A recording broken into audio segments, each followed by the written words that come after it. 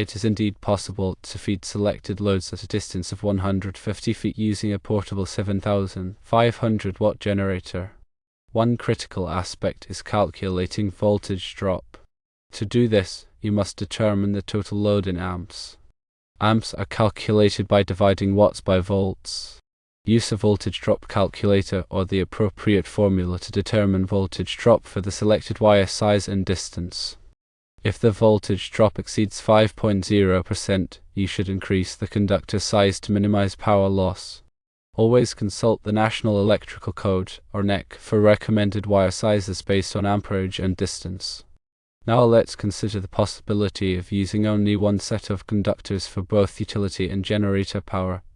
There are a couple of options to explore here. Firstly, consider using an automatic transfer switch, or ATS. Install the ATS at the sub-panel in the house.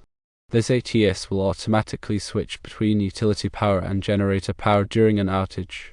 However, this solution typically requires two separate electrical lines from the generator to the sub-panel.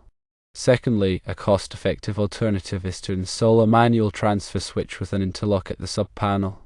The interlock mechanically prevents the utility and generator from being connected at the same time, which is crucial for safety.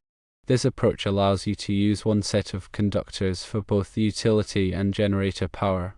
Advantages of using a single set of conductors include reduced copper costs, simplified wiring, and less chance of electrical hazards. However, there are some disadvantages.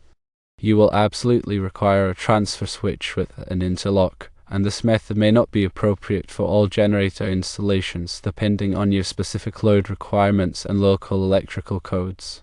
A manual transfer switch with an interlock is generally a cost-effective and safe solution for powering remote loads over 150 feet using a single set of conductors.